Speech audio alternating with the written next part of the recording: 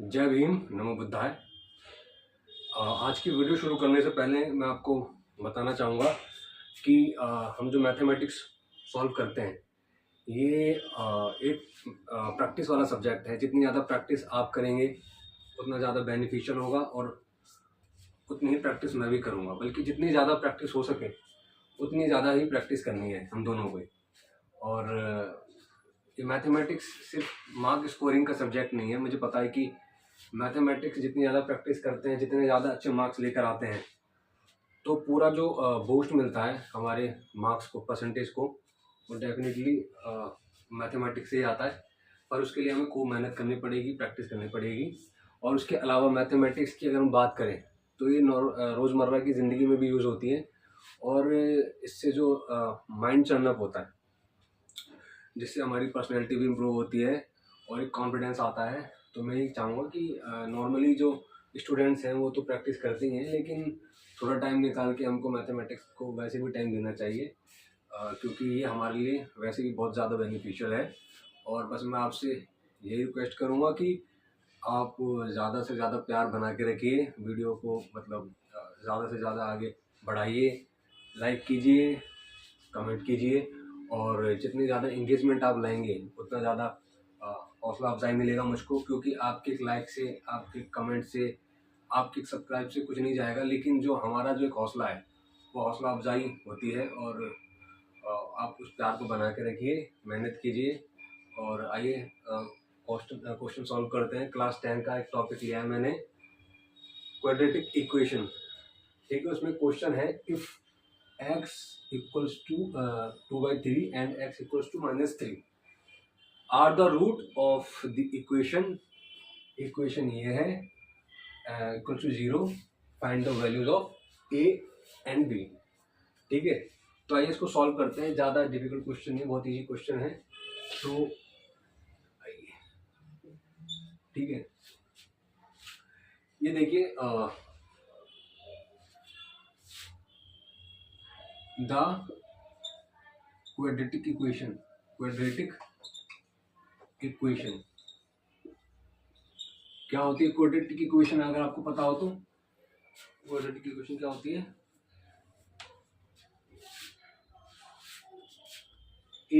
ax² plus bx plus c। ये coefficient होते हैं, जैसे ax² हो गया, x हो गया, ये कांस्टेंट है। ठीक है, इसको हम अगर ऐसे भी लिख दें तो कोई दिक्कत तो वाली बात तो है नहीं। 1 का क्या होता है? हमारा कांस्टेंट होता है।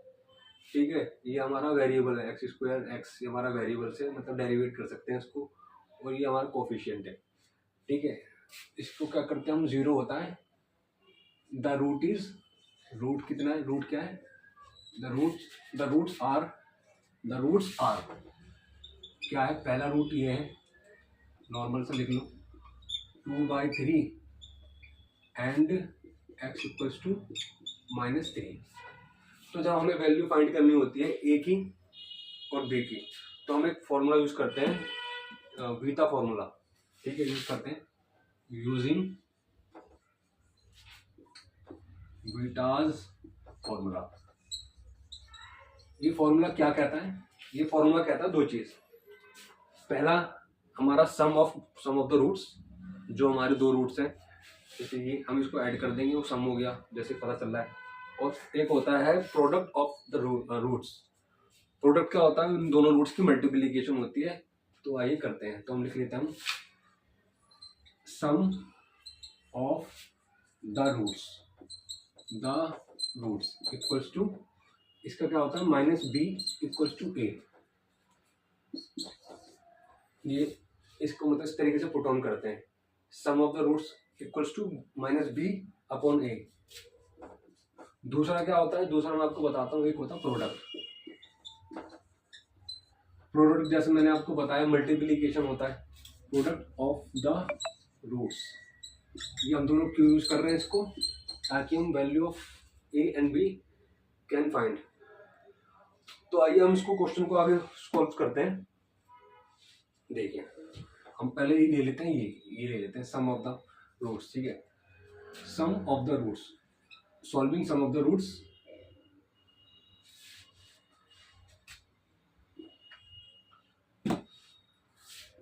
Solving sum of the roots की क्या वैल्यू है, इसकी ये वैल्यू है, ठीक है।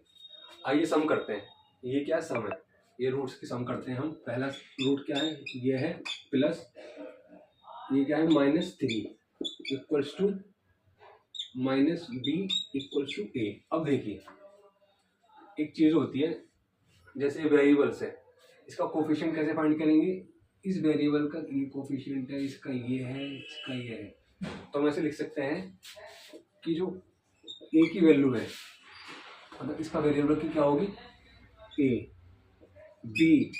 b x होगी, इसकी क्या है 7, और c की वैल्यू क्या रह जाएगी, c की वैल्यू हो जाएगी b। अब इस तरीके से इसको सॉल्व करेंगे। आइए ठीक है करते हैं। अब जैसे हम b है, b क्या है हमारा 7 दे रखा है यहाँ पर, 2/3 -3 इक्वल्स टू -7a, ठीक है। अब आइए सॉल्व करते हैं उसको नॉर्मली। इसका एलसीएम लेते हैं, ये 3 आ जाएगा। अब इसको मल्टीप्लाई करेंगे ऐसे करके, 2 एकम 2, 3 तिया 9 -7a। अब इसको वैल्यू हम फाइंड करेंगे तो -7/3 -7/a, ये इससे कट जाएगा, तो a की वैल्यू क्या आ गई, a की वैल्यू आ गई 3। मतलब सम ऑफ द रूट से हमने a की वैल्यू फाइंड कर ली है, ठीक है। अब रह जाता है दूसरा क्या है, product of the roots equals to c/a। तो आइए इसको भी सॉल्व कर लेते हैं, क्या बोलता है ये, इसको लिख लेते हैं तीसरा, solving product of the roots. क्या है, solving product of the roots है, ठीक है, ये बोल रहा है। अब इसका क्या, ये मल्टीप्लीकेशन होता है, इसको यहां कर लेते हैं। तो पहला रूट क्या है हमारा 2/3 है, इनटू दूसरा रूट -3 है, क्या वैल्यू है c/a, ठीक है, c/a है ना ये वाली। तो आइए फाइंड कर दीजिए नॉर्मल, ये इसको कट कर दीजिए, 1 रह जाएगा, -2 आ गया। अब c क्या है, c की वैल्यू हमारी b है और ये a है, तो हम इसको नॉर्मल कैसे लिख सकते हैं, -2b, a की वैल्यू क्या आई है हमने फाइंड करी है, 3 फाइंड करी है, तो a की जगह 3 लिख दीजिए। अब b क्या बन जाएगा, -2 × 3 इक्वल्स टू b -6, ये आ गई b की वैल्यू। तो हमने a की वैल्यू फाइंड कर ली जो कि 3 है, और b की वैल्यू हमने फाइंड कर ली जो कि -6 है, ठीक है। अब देखते हैं ये जो हमने वैल्यू फाइंड करी है, इसको वेरीफाई करते हैं कि मतलब ये ठीक है भी या नहीं है, ठीक है। तो मैं इसको ऊपर वाले को रब कर देता हूँ एक बार, इसको रब हटा देता हूँ मैं। आप इसका मतलब स्क्रीनशॉट ले लेना और वीडियो को पॉज करके देख लेना, रिवाइंड करके देख लेना, और कोशिश करना, प्रैक्टिस करना, अपने हिसाब से भी सम्स बनाना। और जितनी ज़्यादा प्रैक्टिस करोगे ऑब्वियसली उतना ज़्यादा इम्प्रूवमेंट आएगा, धीरे धीरे प्रैक्टिस करते करते हाथ बैठ जाएगा। तो आइए अब हम a की वैल्यू रखते हैं और वैल्यू रखते हैं b की, ठीक है। इसको भी रब कर ही देता हूँ मैं, ठीक है, आप स्क्रीनशॉट ले लेना इसकी। इसको हटा देता हूँ। a की वैल्यू क्या है, a की वैल्यू आई थी 3, a की वैल्यू 3 आई थी ना, यहाँ लिख लेता हूँ मैं, ठीक है। आप मेहनत करते रहिए, नंबर स्कोर करिए, बढ़िया माँ बाप का नाम रोशन करिए।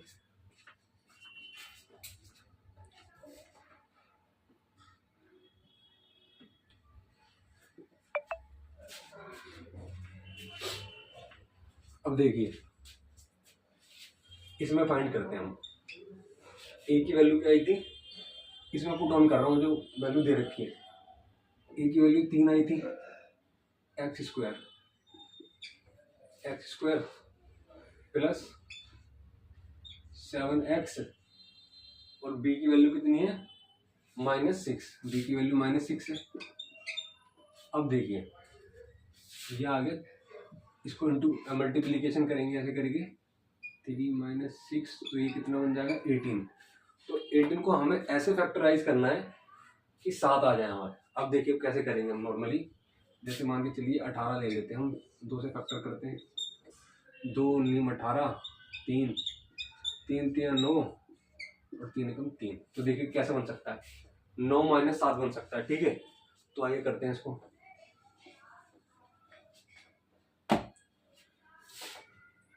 3x² प्लस 9x, क्योंकि प्लस में हमें साइन चाहिए तो बड़ी वैल्यू को हम प्लस में रख लेंगे। अगर यहाँ माइनस होता तो -9 करते हैं, बड़ी वैल्यू को मतलब माइनस में रखते हैं, प्लस में तो प्लस में कर लिया हमने।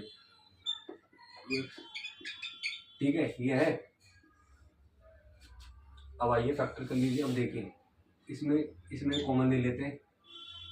3x हमने कॉमन ले लिया तो उसको मल्टीप्लीकेशन करेंगे, 3x² बन जाएगा प्लस 3, ये आ गया, एक ब्रैकेट बन गया हमारा।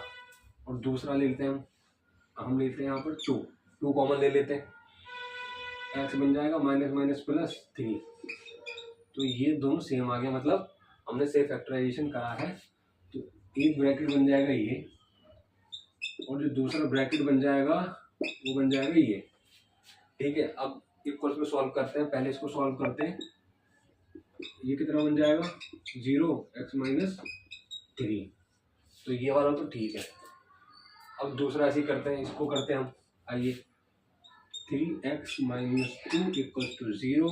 3x यहाँ जाएगा तो प्लस बन जाएगा, और ये नीचे आकर ये बन जाएगा। तो मतलब ये भी ठीक है। तो मतलब हमने सही सॉल्यूशन करा है। a की वैल्यू ये 3 हो जाएगी और b की वैल्यू -6।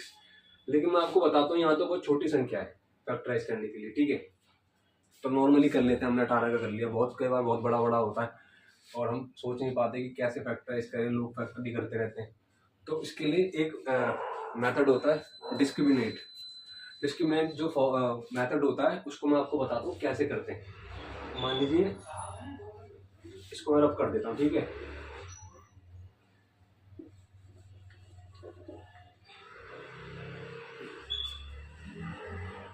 एक होता है मेथड डिस्क्रिमिनेंट। आइए इसको बताता हूँ मैं। डिस्क्रिमिनेंट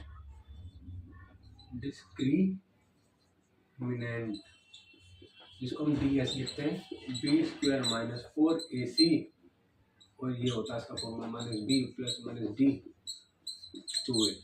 अब इसी फॉर्मूले को फाइंड आउट करते हैं। कैसे करेंगे, d की वैल्यू फाइंड करते हैं। जैसे मान के चलिए b क्या हो जाएगा हमारा 7 हो जाएगा, 7² -4, a क्या हो जाएगा हमारा a हो जाएगा, c क्या हो जाएगा हमारा b हो जाएगा। ठीक है, अब 7² - 4, a की वैल्यू क्या थी 3 थी, b की वैल्यू क्या थी -6 थी, 49 माइनस माइनस प्लस 4 6 24 और 3 72, 9 2 11, 121 आ गया। ठीक है, ये 121 आ गया। अब इसको वैल्यू को फाइंड कर देते हैं। Finding the roots. अब देखिए, आइए फाइंड करते हैं। x1 वाला फाइंड करते हैं। क्या है -b का मतलब क्या है -6। ठीक है, तो माइनस माइनस प्लस हो जाएगा, कट जाएगा। ठीक है, ये बन गया 6। अंडर स्क्वायर डिस्क्रिमिनेंट मतलब d कितना है 121 है। 2a, 2 कितना है 2, a कितना है 3। अब देखिए नॉर्मल सी चीज है। ये 6 बन गया, ये 11 बन जाएगा। ठीक है, और ये 6 बन जाएगा -b।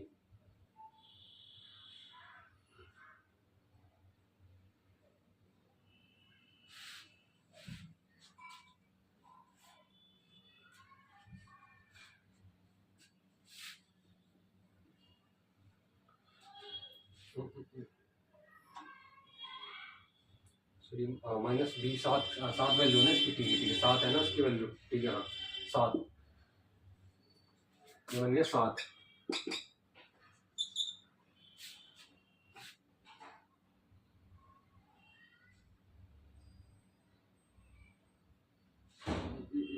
Minus B equal to D. पहला फॉर्मूला ये हो गया 7, माइनस बी क्या हो गया 7 जो कि प्लस है, प्लस में ये माइनस हो जाएगा। ठीक है माइनस हो गया। हाँ ठीक है, ये क्या बन जाएगा, ये बन जाएगा 4 और 6, ये आ गया 2/3। ये प्लस वाला था। ठीक है, अब माइनस वाला ले लेते हैं। -7 माइनस ये 11 बन जाएगा, 6 बन जाएगा। -7 -11 कितना बन जाएगा, -18, ये 6, ये -3। तो ये दोनों आ गए आंसर। तो इस तरीके से हम इस फैक्टराइजेशन को डिस्क्रिमिनेंट फॉर्मूला से फाइंड आउट कर सकते हैं। बहुत ही इजी क्वेश्चन है, प्रैक्टिस करिए, काफ़ी आसान है। और ये आपका जो मार्क्स होता है स्कोरिंग करेंगे, और जितना ज़्यादा आप प्रैक्टिस करते रहेंगे डेफिनेटली धीरे धीरे इम्प्रूवमेंट आती चली जाएगी, आप क्वेश्चंस पकड़ने लग जाएंगे। और प्रैक्टिस करते रहिए, वीडियो पॉज करके देख लेना, स्क्रीनशॉट ले लेना जो भी है, और अपना नोट डाउन करते रहिए। नोट्स ज़रूर बनाइए अपने, जितने ज़्यादा नोट्स बनाएंगे उतना बेटर रहेगा, क्योंकि एंड टाइम पे होता क्या है कि नोट्स होते हैं तो आदमी कट टू कट उन क्वेश्चंस को रिवीजन कर लेता है जो उसको लगता है कि इम्पोर्टेंट हो सकते हैं, और बाकी अपने रफ में प्रैक्टिस करते रहिए। बाकी नोट्स ज़रूर बनाइए, नोट्स नहीं बनाओगे तो कुछ फ़ायदा नहीं होने वाला। तो आप वीडियो को लाइक कमेंट शेयर कर दीजिए, सब्सक्राइब कर दीजिए चैनल। इसी तरीके से मेहनत करते रहिए, मैं भी मेहनत करता रहूँगा। और इसी के साथ जय भीम, नमो बुद्धाय।